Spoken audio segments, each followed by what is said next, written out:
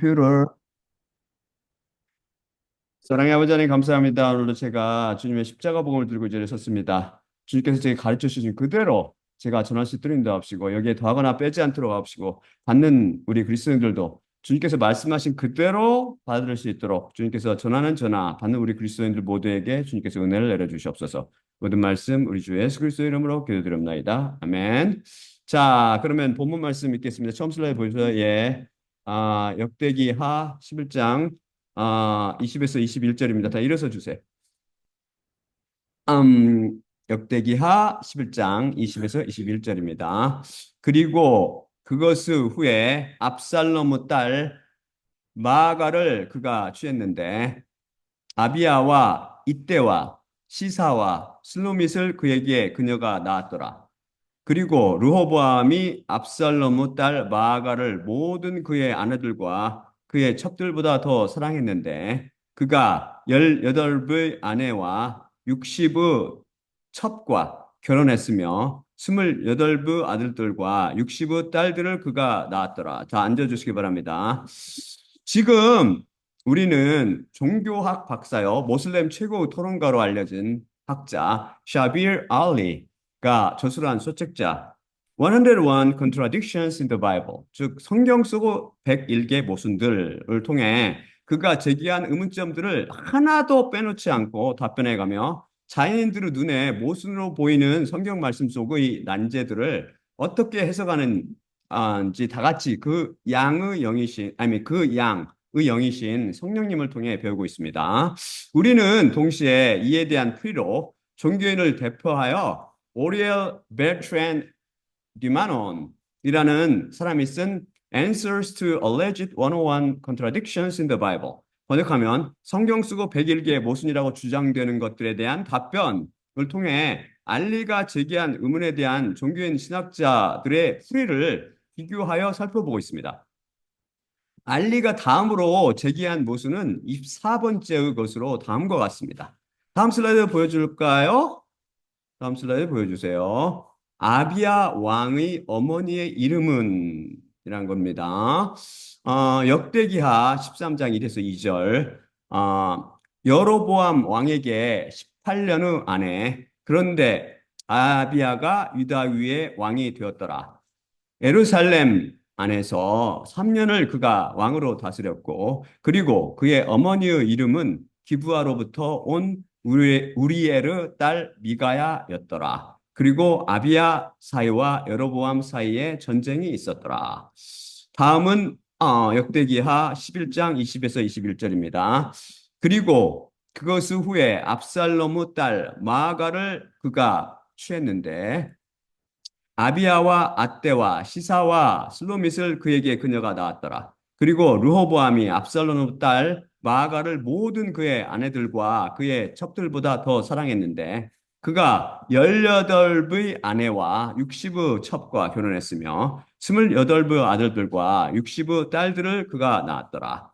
그리고 마지막으로 사무엘하 14장 27절입니다. 그리고 압살롬에게 세 아들과 한 딸이 낳아졌는데 그녀의 이름은 다말로 겉모습이 아름다운 여자였더라.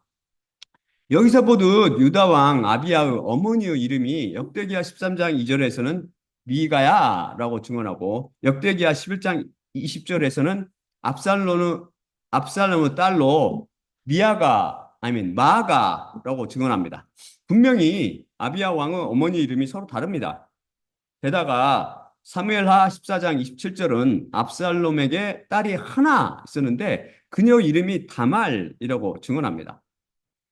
만일 아비야의 어머니가 압살롬의 딸이라면 그녀 이름이 미가야, 마가 및 다말 중에 어떤 것일까요? 아비야의 어머니 이름을 각각 달리 기록하고 있는 성경 말씀에 모순이나 오류가 있다는 증거입니까? 그 종교인 즉 디마논은 다음처럼 답변했습니다. 미가야와 마아가는 동일한 인물이다. 또한 기브아 사람 우리엘과 압살롬도 같은 사람들을 가리킨다. 결국 아비야의 어머니는 미가야와 마아가 및 다말이라는 새 이름을 가진 여인이었다는 것입니다. 그는 히브리어로 구약을 아람어로 번역하고 해석한 그 저번에 가르쳐드린 그 탈굼을 인용한 클락이라는 사람 말을 빌려 다음처럼 설명했습니다. 아비야는 예루살렘에서 3년 동안 통치했는데 그의 어머니의 이름은 미가야요. 기브아 사람 우리엘의 딸이었다. 이 여인은 압살롬의 딸 미가와와 동일하다. 그러나 그녀가 정직한 여자였으므로 그의 이름은 미가야로 바뀌었고 그의 아버지의 이름은 기브아 사람 우리엘의 이름으로 바뀌었으니 그 이유는 압살롬의 이름이 기억되지 않게 하려 함이었다. 라고 말합니다. 정말 우습죠. 또한 압살롬이 이름이 다말인 한 딸을 둔 것에 대해서 The Pulpit Commentary, 즉 강단 주석이라는 신학자의 강해서를 통해 설명하려 합니다. 이 강해서 저자는 유대인의 역사학자인 요세푸스라고 그러죠. 한국말로는 조세푸스 저서를 인용하여 마아가의 아버지는 기브아 사람 우리엘이요 어머니는 압살롬의 딸 다말이다라고 말했습니다. 자, 그럼 과연 이들 셋, 즉 알리와 그 종교인이 인용한 클락 및 유대인의 역사학자 조세프스 중 누가 맞을까요? 아니면 다 틀릴까요? 우리는 무엇보다 일자무어 성경 말씀에 모순이 있다고 주장한 알리가 잘못되었음을 금방 알아챌 수 있습니다. 지금까지 23개의 문제를 풀어오며 그 주장대로 성경 속에 모순이 있다는 것을 단 하나도 발견하지 못했지 않습니까? 그래도 여러분은 혹시 그가 옳고 성경 속에 모순이 있을 것이라고 생각하겠습니까? 문제는 이 모순처럼 보이는 문제를 어떻게 해결할 것인가 하는 것입니다. 우선 클라그 주장은 억지임을 금방 알 수 있습니다. 압살롬은 솔로몬보다 제법 먼저 태어난 형입니다. 그렇게 솔로몬보다 더 나이가 든 압살롬에게서 난 딸이 솔로몬의 아들인 르호보암과 결혼한다는 것이 상식적으로 말이 됩니까? 아주마 어린애가 송년하는 꼴로 얼른 성설입니다. 종교인들은 항상 성경을 난해에 부닥치면 이성과 감성을 동원하여 그 문제를 풀기에 집착하고 골몰하여 그것을 무슨 대입시험 치듯하기 때문에 0차원이나 1차원적으로밖에 보지 못하고 실제로 일어난 역사적 사실로 즉 3차원적으로 보지 못합니다. 그래서 이런 허무맹랑한 억지 가설을 내놓는 것이죠. 유대인 역사학자 조세프스는 역사적인 사실을 기록해서 그가 맞을지 모르지만 다마르 딸이 마아가라고 쳐도 그녀 이름이 마아가라는 역대기하 11장 20절의 증언과 미가야라는 역대기하 13장 2절의 증언이 왜 서로 모순이 아닌지 설명해주지 못하고 있습니다. 그럼 성령님의 조명을 받아서 이 모순처럼 보이는 문제를 속시원히 풀어봅시다. 다음 슬라이드 볼까요? 사무엘하 3장 2에서 3절입니다. 다음 슬라이드요. 사무엘하 3장 2에서 3절. 그리고 헤브론 안에서 다윗에게 아들들이 태어났으니 첫째로 태어난 자가 이스라엘 여자 아히노아무 아들 암논이었더라. 그리고 그의 둘째가 갈멜 사람 나바르 아내 아비가일의 아들 길르압이었고 그 셋째가 그슬 왕 갈메의 딸 마아가의 아들 압살롬이었더라.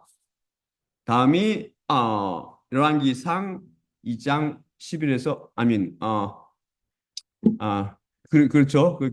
이게 방금 읽어드린 거고 다윗은 헤브론에서 왕이 되어서 유다를 얼마 동안 다스렸다고 그랬어요? 7년 6개월 다스렸고 예루살렘에서 이제 이스라엘과 유다 모든 왕이 됐죠. 이때는 왕이 되어서 33년을 다스렸다고 성경이 말씀이 증언합니다. 어디서는 7년 6개월이라고 그러고 어떤 데는 7년 됐는데 성경 때로는 이렇게 이게 이게 잡아서 간략히 이게 라운드어바웃 해가지고 이게 줄여서 이렇게 말하기도 합니다. 간단히 7년 6개월 이 것을 6개월을 이렇게 띄워놓고 이렇게 하는 경우도 있죠. 간략히 이게 하나님께서 계산한 방법이기 때문에 이거 오류라고 하면 안 됩니다. 이게 그런 게 여러 가지 게 나오죠. 다음이 역대기상 13장 3에서 7절입니다. 뭐뭐 가량 그랬다 또 뭐뭐시다 정확히 말하는 것도 있고 이런 하나님이 쓰시는 방법을 우리가 이해를 해야 돼요. 이해를. 네, 어쨌든 다음 슬라이드 볼까요? 역대기상 11장 3에서 7절입니다. 역대기상 14장 3에서 7절입니다. 그리고 다윗이 예루살렘 안에서 다시 여자들을 취했고 다윗이 다시 아들들과 딸들을 낳았더라. 그리고 이것들이 예루살렘 안에서 그에게 있었던 태어난 자들의 이름들이었으니 삼무아와 소밥, 나단과 솔로몬과 이팔과 엘리수아와 엘벨렛과 노가와 네벡과 야비아와 엘리사마와 부엘야다와 엘리벨렛이었더라. 여기서 솔로몬이 예루살렘에서 태어났다고 증언하며 압살롬은 분명히 어디서 태어났다고 했어요? 헤브론. 먼저 7년 반. 됐을 때 먼저 태어났다고. 그보다 먼저 태어났고 그다음에 나중에 솔로몬이 이스라엘에서 태어났습니다. 사실 파울스틱에 의하면 파울스틱이 그 개발한 그 컴퓨터 프로그램 계산에 따르면 압살롬 나이는 정확히 모르지만 성경에서 그 힌트를 주지 않기 때문에 솔로몬은 하나님의 시계, 즉 천지창조 후 2992년에 태어났고 하나님께서 쫙 천지를 창조하신 그때부터 딱 첫날부터 계산해 쫙 2992년에 태어났고 그가 왕이 된 것은 다윗이 살아있을 때인 3015년이니 그는 23세 때 왕이 됩니다. 그 다윗 왕과 솔로몬이 동시에 왕이 됐다고 그랬죠. 그게 겹치는 경우가 많이 있다고 했으면 이스라엘에서는. 이에 반해 다윗은 창조 후 2945년에 태어나서 3016년인 71세 죽습니다. 그가 왕이 된 것은 30세였고 헤브론에서 7년 6개월을 다스리며 아들 여섯을 낳았으니 그 반을 잡아 그가 33세 때 이건 제가 추정하는 겁니다. 33세 때인 2978년에 압살롬을 낳았다고 하면 가정하면 그가 솔로몬을 낳은 나이 47세와 비교할 때 압살롬은 솔로몬보다 14세 정도 나이가 많았을 것으로 생각됩니다. 그리고 파울스틱에 따르면 압살롬은 천지가 창조된 후 3011년째 그 해에 왕좌의 난을 일으켰다가 요압에 의해 살해되죠. 솔로몬의 아들 르호보암은 그가 죽은 다음에 3년, 압살롬이 죽은 후 3년 있다가 3014년에 태어납니다. 솔로몬이 22세 때 태어난 것이죠. 그리고 압살롬은 33세경에 죽었을 것입니다. 이때 죽었다고 그랬죠. 압살롬이 죽을 당시 이미 3명의 아들과 1명의 딸을 두고 있었습니다. 르호보암이 태어나기도 전입니다. 그래서 압살롬이 낳은 딸과 솔로몬의 아들 르호보암이 결혼한다는 것은 나이상 맞지 않습니다. 왕들은 자기보다 젊고 아리따운 여자를 아내로 받아들이지 늙은 사람을 아내로 받아들이지 않기 때문입니다. 다음 슬라이드 볼까요? 사무엘하 18장 18절입니다. 사무엘하 18장 18절입니다. 그리고 그의 살아있음의 때에 그 왕의 골짜기 안에 기념석을 압살롬이 취하여 자신을 위해 세웠는데 왜냐하면 그가 말했으니 나에게 내 이름의 기억나게 함을 위한 아들이 없도다. 그리고 그가 기념석을 그의 이름을 따서 불렀으니 그것을 압살롬의 기념물이라고 불렀으며 이날까지 있느니라. 여기 사무엘하 18장 18절로 나에게 내 이름을 기억나게 함을 위한 아들이 없도다 라는 말씀과 사무엘하 14장 27절 그리고 압살롬에게 세 아들과 한 딸이 낳아졌는데 그녀의 이름은 다말로 겉모습이 아름다운 여자였더라 라는 말씀이 분명히 서로 모순이 되는 것처럼 들립니다. 이제 성경에 모순이나 오류가 없음을 잘 아는 그리스도인들은 이런 문제를 매우 쉽게 풀 수 있습니다. 해답이 보이시죠? 이제 즉 압살롬이 살아생전 아들이 없고 딸만 하나 있을 때 기다려도 아들이 태어나지 않자 바로 이 기념석을 세웠던 것이죠. 그런데 그 기념석을 세운 이후에 그가 보다 나이가 들었을 때 아들 셋을 줄줄이 낳게 됩니다. 이것은 다만 추정이 아니라 우리 주위에도 그런 경우를 많이 봅니다. 딸만 줄줄이 낳다가 나이가 들어서 아들 늦둥이를 하나 낳을 경우도 있고 아예 늦게 자녀가 전혀 없다가 늦게 자녀를 낳는 경우도 있고 그런 경우가 수없이 일어나잖아요. 이거는 오류가 아니에요. 절대 오류가. 제가 의사라서 다른 가능성을 하나 더 제시한다면 압살롬이 딸도 낳고 아들도 낳긴 했는데 그 아들이 정신박약이라서 남자 노릇을 못하는 사람이었습니다. 그래서 이 기념석을 세웠습니다. 그런데 그 이후 죽기 전까지 아, 이들 후에 두 아들 낳았을 수도 있습니다. 아들 셋 모두 정신 박약일 가능성은 없진 않지만 희박하죠.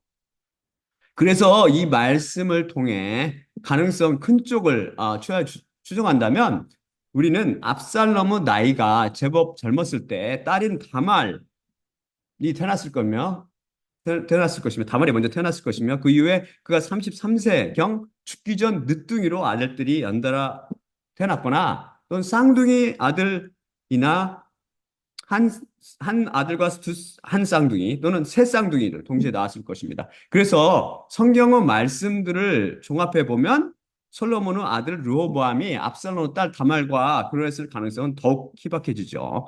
르호보암이 압살롬의 딸과 결혼하지 않았다는 가장 결정적인 증거는 다음 말씀 때문입니다. 압살롬의 딸 다말이 유대인들이 흔히 그렇듯 한 개 이상의 이름을 가지고 있다고 쳐도 아, 다음이 증언하듯 역대기야 13장 2절이 증언하듯 미가야라고 칩시다. 오케이. 그렇다고 칩더라. 그러더라도 다음이 문제입니다. 다음 슬라이드 볼까요? 역대기야 13장 1에서 2절입니다. 역대기하 13장 1에서 2절입니다. 역대기하 13장 1에서 2절. 여로보암 왕의 제 13, 여로보암 왕에게 18년의 아내, 그런데 아비야가 유다 위에 왕이 되었더라. 예루살렘 안에서 3년을 그가 왕으로 다스렸고, 그리고 그의 어머니의 이름은 기브아로부터 온 우리엘의 딸 미가야였더라. 그리고 아비야 사이와 여로보암 사이에 전쟁이 있었더라. 아까 읽었었죠. 여기 역대기야 13장 2절은 미가야의 아버지가 기브아로부터 온 우리엘이라고 증언하고 있습니다. 신학자 클락은 이 우리엘이 바로 압살론인데 압살론이란 이름이 기브아 사람 우리엘의 이름으로 바뀐 이유는 압살론의 이름이 기억되지 않게 하려 함이었대요. 이게 말이 됩니까? 전혀 성경 말씀에서 뒷받침되지 않습니다. 저는 무엇을 추정할 때 그래도 성경 말씀을 근거로 추정하지 않습니까? 이 가정의 허구를 제가 지적해 보도록 하죠. 여러분, Where are you from? 이라는 영어 표현 아세요? 번역하면 당신은 어디서 왔습니까? 인데 이것은 언제 쓰는 표현입니까? 여러분이 해외여행을 하다 보면 이런 질문을 간혹 듣게 될 것입니다. 그럼 여러분이 뭐라고 대답하나요?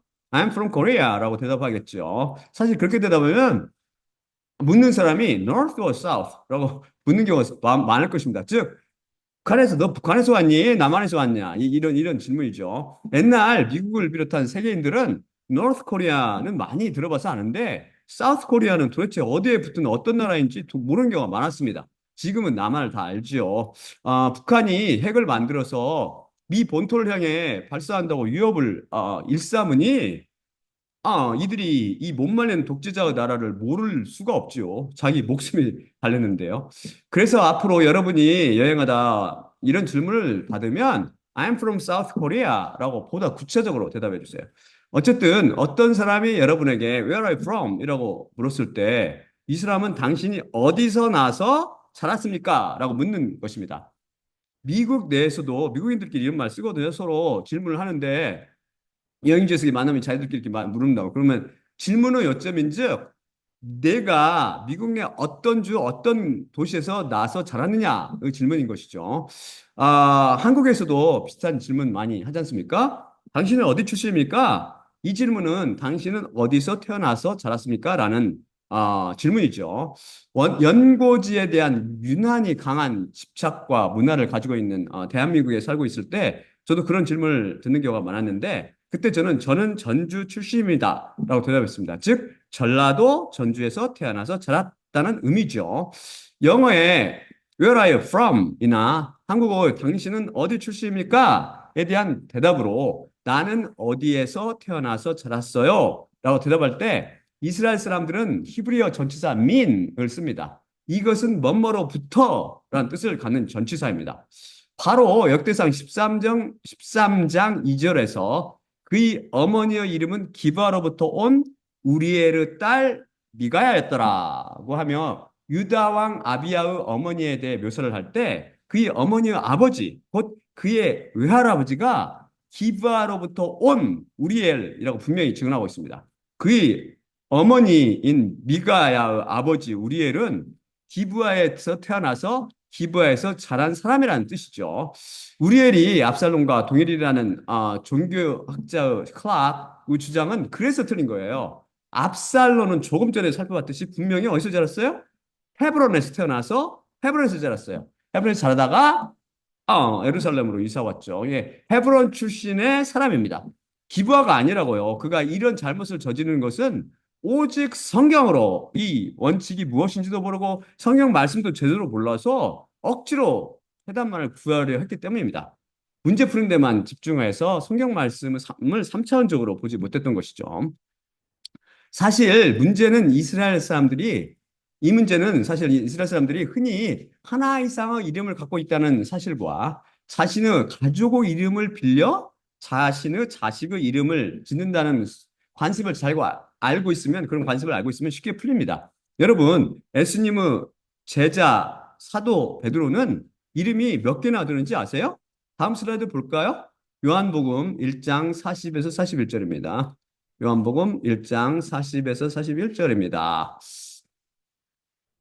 시몬 베드로의 그 형제 안드레가 요한으로부터 듣고 그분을 따랐던 둘 중 하나였더라. 이자가 첫째로 자신의 형제 시몬을 발견하고 그에게 이르니 우리가 메시아를 발견했노라. 그것은 그리스도라고 번역되느니라. 그가 그를 예수님께로 인도했더라. 그를 응시하신 후 예수님께서 말씀하셨으니 내 자신이 요한의 아들 시몬이니 내 자신이 게바라 불리리라. 그것은 베드로라고 번역되느니라. 그래서 그의 본 이름은 시몬이었고 예수님께서 헬라어로 베드로, 아람어로 게바라는 별명을 붙여주심으로 이름이 세 개가 됩니다. 성경은 그를 보통 베드로라고 부르지만 때로 시몬이나 게바라고 부르기도 합니다. 그래서 아비야의 어머니 이름으로 거명된 미가야와 마아가는 모두 동일한 인물의 이름으로 추정되는 거죠. 그럼 압살롬의 딸 다말이 바로 이와 동일한 인물일까요? 절대 아니라고 방금 살펴봤죠. 이스라엘 사람들은 흔히 가족이나 친척의 이름을 빌려 자녀 이름을 지었습니다. 다음은 세례 요한의 이름을 짓는 기사입니다. 다음 슬라이드 볼까요? 누가복음 1장 59에서 61절입니다. 누가복음 1장 59에서 61절입니다. 그리고 8일째가 되었을 때 그 아이를 하려고 그들이 왔고 그를 그의 아버지 스가랴의 이름으로 부르려 하였더라. 그러자 그의 어머니가 대답하며 말했으니 아니라 차라리 그가 요한이라 불리리라. 그러자 그들이 그녀를 향해 말했으니 아무도 당신의 친척들로부터 이 이름으로 불리는 자가 없나이다. 분명히 이해되지요. 이런 기본 지식이 없으면 성경을 읽을 때 혼동이 일어날 수밖에 없습니다. 왜 이름이 또 나와? 이게 어떻게 된 거야? 이게 아들이야, 딸이야, 할아버지야? 이거 헷갈린다고요. 따라서 압살롬의 딸의 이름인 다말은 압살롬의 여자 형제 다말, 그 여자 형제 다말 있죠. 암논한테 강간당한 그 다말을 따서 지은 것으로 추정되며 마아가라는 이름은 압살롬의 어머니, 곧 그슬왕 달메의 딸 이름, 아까 잘 들었으면 들으셨을 텐데 그 이름하고 똑같아요. 이 이름을 본따서 압살롬 손녀 이름을 지었을 것으로 추정됩니다. 사실 이스라엘뿐 아니라 미국에서도 아들의 이름이 자기 아버지나 할아버지의 이름과 같은 경우가 드물지 않습니다. 전 공화당 대통령이었던 조지 부시의 경우도 부자가 동일한 이름을 가졌었죠. 제 환자 중에서도 아버지 이름과 같은 이름을 가진 환자들이 있습니다. 이런 경우 혼동을 피하기 위해 조지 H.W. 부시 또는 조지 W. 부시 미들 네임인 어버트 와커와 와커의 약자를 써서 구분하기도 하지만 보다 흔히 어떻게 하냐면 이게 딱 이름을 보면 시니어나 주니어란 말이 딱 붙어 있어요. 이 사람은 이 사람은 주니어라고 이 사람은 아들이고 아버지가 저구나 이게. 그런데 성경은 세상의 관습을 따르지 않고 그냥 그대로 씁니다. 오직 눈을 가진 자들만 분별할 수 있도록 말이죠. 또한 제가 제 180강에서 히브리어에서는 어째 손자나 아들이나 하는 말로 ben이라는 단어 하나만 쓴다고 네, 말씀드렸습니다. 아들도 벤, 손자도 벤, 증손자도 벤, 고손자도 벤이지요. 또한 딸을 나타내는 bat도 마찬가지로 제가 가르쳐 드렸습니다. 딸도 bat, 손녀도 bat, 증손녀도 bat, 고손녀도 bat입니다. 이것을 알고 있어야 성경을 읽으면서 혼동하지 않지요. 게다가 많은 번역 성경들이 이것을 일관성 있게 축자적으로 아들이나 딸로 번역하지 않기 때문에 혼동이 더 가중되기도 합니다. 따라서 역대기야 11장 20절에서 그리고 그것 후에 압살롬의 딸 마아가를 그가 취했는데 라며 그 곧 르호보암이 압살롬의 딸 마아가를 취했다고 했는데 이때 딸은 히브리어 바트로 압살롬의 친딸이 아니라 그의 손녀딸을 의미함을 알 수 있습니다. 종교인 클락의 주장대로라면 르호보암이 자기 장모와 결혼하는 꼴이 되고 맙니다. 진짜 희극이죠. 결국 압살롬의 딸은 외동딸로 압살롬의 여자 형제 이름을 본따 다말이라고 지었고 다말은 기브아 출신의 우리엘과 결혼하여 딸을 낳았는데 미가야라고 지었습니다. 그런데 그들은 미가야를 그녀 증조 외할머니 마가 이름을 따서 마가라는 이름으로도 부릅니다. 그래서 유다 왕 아비야의 어머니 이름은 미가야와 마가이며 다말은 그의 외할머니 이름입니다. 문제가 속시원히 풀렸지요. 그래서 유대인 역사학자인 조세푸스, 즉 요세푸스 기록이 제대로 되어 있음을 확인할 수 있게 됩니다. 이것은 성령님의 도움 없이도 성령 말씀의 일자 무어를 확신하며 말씀을 제대로 읽고 이해한다면 누구나 풀 수 있는 쉬운 문제입니다. 다음 슬라이드 볼까요? 그 다음으로 알리가 25번째 모순이라고 제기한 문제는 다음과 같습니다. 그것은 여호수아와 이스라엘인들이 예루살렘을 확실히 함락시켰나요? 하는 것입니다. 첫째가 여호수아 10장 22에서 23절입니다. 그리고 여호수아가 말했으니 너희는 그 동굴의 입구를 열라. 그리고 그 동굴로부터 이 5 왕들을 내게로 너희는 끌어내라. 그러자 그들이 그렇게 하였고 그 동굴로부터 이 5 왕들을 그에게로 그들이 끌어냈으니 예루살렘 왕과 헤브론 왕과 아르뭇 왕과 라기스 왕과 에글론 왕을 끌어냈더라. 다음이 여호수아 10장 40절이죠. 그리고 여호수아가 모든 그 땅, 그 산, 그리고 그 네겝과 그 저지와 그 비탈들과 그들의 모든 왕들을 쳤고 한 생존자도 그가 살아남게 하지 않았으며 모든 호흡하는 것을 헤르렘으로 바쳤으니 여호와 이스라엘의 하나님께서 명령하셨던 것과 같았더라. 마지막으로 여호수아 15장 63절입니다. 그리고 여보스 민족 예루살렘의 거주민들을 유다의 아들들이 몰아내지 못했으니 여보스 민족이 유다 아들들과 함께 예루살렘 안에 이날까지 거주했더라. 위의 처음 2구절인 여호수아 10장 20에서 23절 및 10장 40절에 따르면 예루살렘 왕과 그 거주민들은 한 생존자도 살아남지 않고 다 헤렘으로 곧 하나님께 온전히 드려져서 그분의 진노불로 멸하는 제물이 되었습니다. 하나님께서는 가나안의 7민족을 반드시 청량코 기필코 헤렘으로 만들라고 말씀하셨습니다. 제가 헤렘으로 바쳤다고 번역한 동사는 하람인데요. 이 동사에 대해서는 제 91강과 제 143강에서 배웠습니다. 사무엘이 사울에게 아말렉 사람들 모두 즉 남녀노소와 그들이 가진 모든 짐승들을 다 죽여서 여호와께 바쳐 그분께서 진노 불로 멸하시게 하라고 명령할 때 썼던 단어입니다.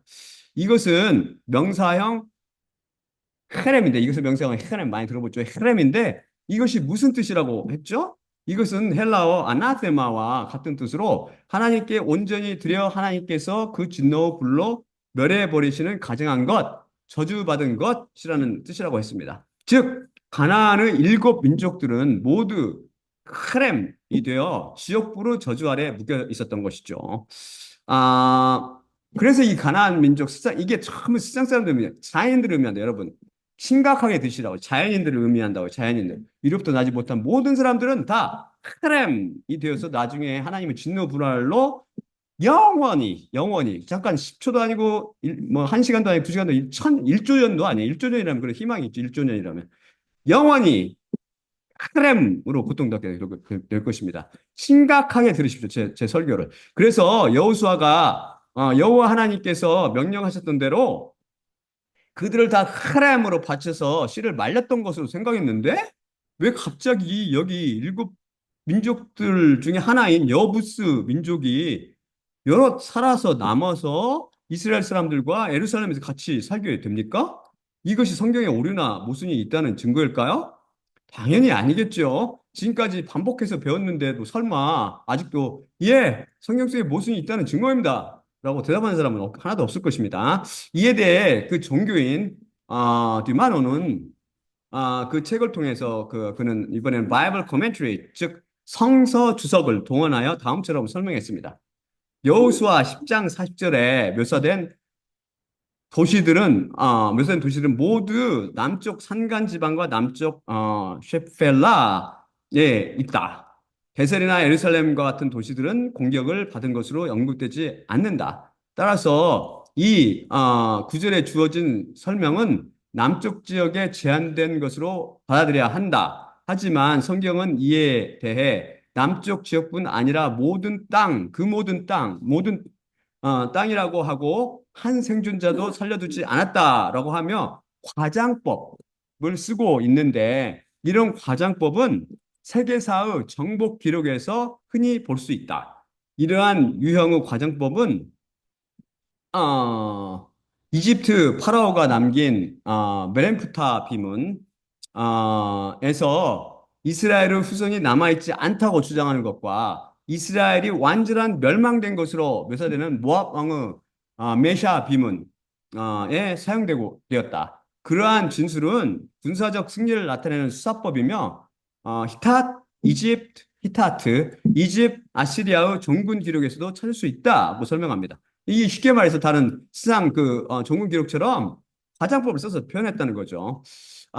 그래서 쉽게 말해서 여호수아와 이스라엘 백성은 가나안 땅의 얼마를 점령하고 그 주민들을 죽였지만 여호수아 10장 40절을 포함하여 성경은 과장법을 쓰고 있다고 주장했습니다. 소위 에루살렘을 점령하고 그 주민을 죽이지 못했지만 그런 것처럼 과장했다는 것입니다. 그에 대한 설명으로 메렌프타 비문 등 수상 역사 비문을 인용하며 이런 성경의 과장법은 결코 모순으로 받아들일 수 없다고 주장합니다. 언뜻 듣기에는 그들이 성경 말씀을 옹호하는 것처럼 들리지만 필사오를 주장하는 논리처럼 하나님과 그분의 말씀에 대한 신뢰를 크게 손상시키는 다른 복음의 가르침에 지나지 않습니다. 종교인들이 모순처럼 보이는 문제들을 한동안 필사오리라고 주장하더니 이제는 과장법이라고 주장합니다. 이 과장법을 동원하여 쓰인 성경 말씀 우리가 어떻게 신뢰할 수 있겠습니까? 우리가 하나님께 왜 성경에 모순들이 있어요? 라고 여쭙는다면 그분께서 그것은 다 과장법이야. 잘 감안해서 가만히 잘 받아들이거라. 라고 대답하실까요? 천국과 지옥도 다 과장법을 쓴 것뿐이야. 부활도 물론 과장이고 환란이나 짐승의 출현도 그 짐승의 출현 다 과장법이니 너무 심각하게 생각하지 말거라. 사실 성경 말씀 자체인 나 자신도 과장이 되어 있어. 라고 대답할까요? 이런 것을 주장하는 종교인들에게 여러분의 영혼을 맡기고 따라가겠습니까? 여러분 지금 따라가고 있다고요. 보니까 많은 사람들이 안타깝게도. 사실 알리도 종교인들도 이런 오류를 범한 것은 그들이 성경 말씀을 절대 진리로 받아들이며 심각하게 읽지 않기 때문입니다. 눈을 떴으나 맹인들이라서 보지 못하는 것이죠. 베레아 사람들이라면 벌써 이 문제를 풀었을 것입니다. 자, 문제 해결 실마리가 되는 다음 구절을 살펴볼까요? 다음 슬라이드 보여주세요. 여호수아 10장 36에서 40절입니다. 여호수아 10장 36에서 40절. 그리고 여호수아와 그와 함께 모든 이스라엘이 에글론으로부터 헤브론으로 올라갔고 그것과 대항해서 그들이 싸웠더라. 그리고 그것을 그들이 점령했고 칼날로 그것을 그들이 쳤고 그것의 왕과 모든 그것의 섬들과 그 안에 있는 모든 그 영혼을 칼날로 그들이 쳤으니 에글론에게 그가 행했던 모든 것 같이 한 생존자도 그가 살아남게 하지 않았고 그것과 그 안에 있는 모든 그 영혼을 그가 혈ემ으로 쳤더라, 바쳤더라. 그리고 여호수아와 그와 함께 모든 이스라엘이 드빌로 돌아왔으며 그것과 대항해서 그가 싸웠더라. 그리고 그것을 그가 점령했고 그것의 왕과 그것의 모든 성들과 그들을 칼날로 그들이 쳤더라. 그리고 그 안에 있는 모든 영혼을 혈엠으로 그들이 바쳤으며 한 생존자도 그가 살아남게 하지 않았으니 헤브론에게 그가 행했던 것 같이 그렇게 드빌과 그것의 왕에게 그가 행했으며 림나와 그것의 왕에게 그가 행했던 것과 같았더라. 그리고 여호수아가 모든 그 땅, 그 산, 그리고 그 네겝과 그 저지와 그 비탈들과 그들의 모든 왕들을 쳤고 한 생존자도 그가 살아남게 하지 않았으며 모든 호흡하는 것을 헤렘으로 바쳤으니 여호와 이스라엘의 하나님께서 명령하셨던 것과 같았더라. 이제 해답이 보이세요? 알리는 가나안 정복에 대한 기사 중 여기 나오는 굵은 글씨체인 10장 40절 문제 10장 40절만 잘랑 뽑아서 그것이 마치 예루살렘을 포함한 모든 가나안 땅의 정보를 의미한다고 착각했습니다. 그런 그의 질문에도 똑같이 착각한 종교인들은 하나님께서 과장법을 쓰실 뿐이라고 주장합니다. 이 말씀을 심각하게 들으셨다면 깨달으셨겠지만 이것은 에글론과 헤브론, 드빌 및 네겝 등 가나안 땅의 남부에 대한 정벌사를 증언하는 내용입니다. 다음 슬라이드 볼까요? 지도입니다. 에글론은 어디에 있을까요? 에글론. 여기 보이세요? 글씨가 작아 보일지 모르는데 중간의 바로 왼쪽 부분 빨간색으로 이렇게 표시해 둔 곳입니다. 이 지도 안에 오른쪽 아래로 큰 사각형이 보이죠? 보이고 다시 그 속에 작은 사각형이 빨간색으로 분획되어 있습니다. 큰 사각형은 가나안 전체를 표시하고 그 안에 있는 작은 사각형은 가나안 땅 중 남부를 가리킵니다. 이 작은 사각형을 확대한 것이 여러분이 보고 있는 이 슬라이드의 그 지도이죠. 그럼 예루살렘은 어디 있나요? 이 슬라이드가 나타내는 지도 오른쪽 맨 왼쪽에 있는데 보이지 않습니다. 여기 가나안 땅은 남방 정벌과 관계가 없기 때문이죠. 그럼 다윗이 처음 7년 반 동안 왕으로 다스렸던 헤브론은 어디 있을까요? 그것은 에글론에서 똑바로 오른쪽으로 가다가 약간 이쪽에 위치해 있습니다. 보이세요? 헤브론으로부터 똑바로 거의 끝까지 올라가다가 오른쪽에 있는 것이 바로 베들레헴입니다. 예수님께서 탄생하신 베들레헴. 이게 헤롯이 사는 예루살렘보다 베들레헴이 더 남쪽이었고 그것은 이집트에 더 가깝다고요. 제가 그거에 대한 설명해드렸죠. 왜 이렇게 잠깐 이집트에 갔다 이렇게 왔는지 이게 성경에 모순이 안 되는지 에브론 끝까지 가다 올라가다 그런 것이 그래서 그게 베들레헴이고 이것보다 더 북쪽 위쪽에 있는 것이 바로 예루살렘입니다. 그럼 여호수아와 이스라엘 백성이 에글론을 치고 다음 헤브론을 쳐서 정복한 후 다음으로 드빌을 쳐서 함락했다고 했는데 드빌은 어디 있나요? 다음 슬라이드 볼까요? 다음 슬라이드 보여주세요. 지도 다른 지도죠. 드빌은 여기 지도에서 빨간색으로 표시한 곳입니다. 지도 중간에서 약간 왼쪽 아래쪽에 있습니다. 다 가나안의 남쪽 지방에 있는 성읍들입니다. 그리고 드빌을 칠 때 네겝이라고 쳤다고 되어 있는데 이곳은 어디 있나요? 지도에서 맨 왼쪽 아래 비어시바라고 적혀 있는 거 보이시죠? 이것이 바로 저 유명한 브엘세바로 이곳을 포함하여 남쪽의 마른 땅인 사막지대를 일컫습니다. 히브리어로 네겝은 South Country, 즉 남쪽 나라라는 뜻이며 여기에 또 마른 땅 뭐 이런 뜻도 있고 사막이라는 뜻이 있어서 여기에 흩어져 있는 남방의 가나안 민족들은 여호수아와 이스라엘 백성이 쳐서 헤렘으로 바쳤던 것입니다. 결국 여호수아 10장 40절 그리고 여호수아가 모든 그 땅, 그 산, 그리고 그 네겝과 그 저지와 그 비탈들과 그들의 모든 그 비탈들과 그들의 모든 왕들을 쳤고 한 생존자도 그가 살아남게 하지 않았으며 모든 호흡하는 것을 헤렘으로 바쳤으니 여호와 이스라엘의 하나님께서 명령하셨던 것과 같았더라. 그 말씀에서 모든 그 땅, 그 산, 그리고 그 네겝과 그 저지와 그 비탈들과 그들의 모든 왕들이란 바로 드빌 아르 남쪽에 있는 모든 땅과 산, 저지대와 비탈 및 그들의 모든 왕과 여기에 살고 있는 가나안 민족들을 의미하는 것이며 그보다 훨씬 이쪽에 있는 예루살렘과는 무관합니다. 종교인들이 주장하듯 절대 과장법이 아니지요.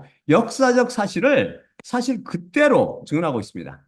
에글론과 헤브론을 치기 전에는 막게다를 칠 때 예루살렘 왕을 비롯해서 다섯 왕들이 막게다 동굴로 도피해 있는 것을 여호수아와 이스라엘 백성이 끌어내어 모두 죽입니다. 이 일이 있기 전에 어떤 일이 있었어요? 아모리 민족 다섯 왕, 곧 에르살렘 왕 아도니세덱이 이스라엘과 화친하려 하는 기브온을 치려고 모든 군사를 거느리고 기브온에 대전하여 기브온 주민을 치려 할 때 다른 다섯 왕들과 함께 기브온 주민이 길갈에 있는 여호수아와 이스라엘의 도움을 청하자 이들이 가서 소위 기브온 전투를 벌입니다. 이때 저 유명한 해와 달이 멎는 즉 지구가 자전을 중단하는 기적이 일어납니다. 이 전쟁에 참패한 다섯 왕이 막게다 동굴로 도망갑니다. 막게다는 방금 전에 본 지도에서 에글론 위 헤브론의 위쪽에 위치해 있습니다. 따라서 예루살렘 왕과 그 군대는 기본 전투에서 풍비박산이 났지만 예루살렘 주민들은 성경 말씀이 정확히 증언하듯 유다 자손이 몰아내지 못해 같이 거주하게 됩니다. 물론 이들은 다 노예로 이스라엘 백성을 섬겼을 것으로 추정하는 거죠. 자, 다시 한번 성경 말씀 속에 절대 모순이나 오류가 없다는 것이 또다시 증명되었습니다. 그렇죠? 성경 말씀은 오직 이 말씀이 절대 진리요 하나님 자신임을 믿는 그리스도인들의 눈에만 보이며 그 안에 감춰진 비밀은 오직 그 양의 계시를 통해서만 드러납니다. 자, 그러면 마지막으로 고린도전서 11장 23에서 26절을 읽고 마치겠습니다. 내가 너희에게 전하는 것은 주님께 받은 것이니 곧 주 예수님께서 잡히시던 밤에 떡을 취하시고 감사하신 후 떼어 이르시되 이것은 너희를 위하는 내 몸이니 이것을 행하여 나를 기억하라 하시니라. 19회 또한 그와 같이 잔을 취하시고 이르시되 이 잔은 내 피로 세운 새 언약이니 이것을 행하여 마실 때마다 나를 기억하라 하시니라.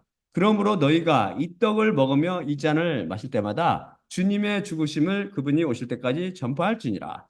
예수님은 몸과 피로 상징되는 떡을 떼며 잔을 마실 때마다 십자가를 통해 당신 자신의 말씀을 환히 보여주시는 예수님만 바라봅시다. 또한 나의 십자가를 기억하고 내가 다시 올 때까지를 전파라고 말씀하신 예수님과 그분의 죽으심을 기억하고 전하며 성경의 말씀이 완전 무한 절대 진리임을 믿고 그 말씀을 통해 진리인 예수님을 만나 뵙게 되기를 기도드립니다. 자, 그러면 제가 마지막으로 기도하고 마치겠습니다. 사랑의 아버지 하나님 감사합니다. 오늘 말씀 주시면 감사합니다. 우리는 다시 한번 성경 말씀은 절대 오류나 모순이 없음을 다시 한번 확인할 수 있었습니다. 그것은 우리 주 하나님께서 살아계신 하나님이시오 전지전능한 하나님이시기 때문입니다. 또한 주님께서 말씀 자체로 드러나신 것이 바로 성경임을 믿습니다. 우리가 이 성경 말씀을 통해서 우리가 생명을 얻게 하옵시고 이 성경 말씀을 통해서 영원한 하나님으로부터 자유로울 수 있도록 해방될 수 있도록 우리에게 은혜를 베풀어 주시옵시고 듣는 모든 사람들에게 주님께서 은혜를 베풀어 주시옵소서. 모든 말씀 우리 주 예수 그리스도 이름으로 기도드립니다. 아멘. 아멘.